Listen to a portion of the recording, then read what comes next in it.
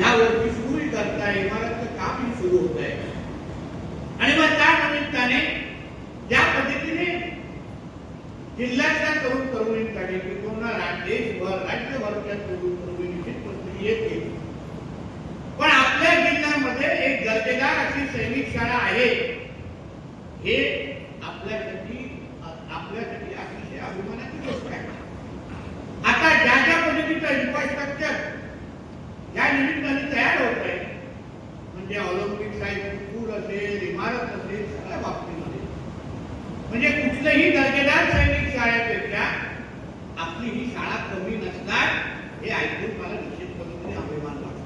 निश्चित पद्धतीने अभिमान वाटतो. आपल्या सिंधुदुर्ग जिल्ह्याला एक वेगळा इतिहास, छत्रपती शिवाजी महाराजांपासून ते आतापर्यंत एक वेगळ्या शौर्याचा आणि संघर्षाचा इतिहास आपल्या सिंधुदुर्ग जिल्ह्याला आहे.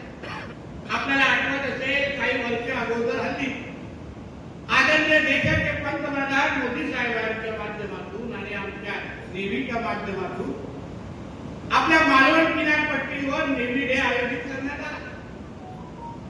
म्हणजे आपल्या सिंधुदुर्ग जिल्ह्याकडे बघण्याचा दृष्टिकोन आणि छत्रपती शिवाजी महाराजांच्या स्वराज्याच्या इतिहासामध्ये आपल्या सिंधुदुर्गाचं असलेलं महत्व हे नजरेत समोर ठेवून हे सैनिक शाळा ही अतिशय योग्य जिल्ह्यामध्ये उभी राहते असं म्हटलं तर चुकीचं ठरणार नाही.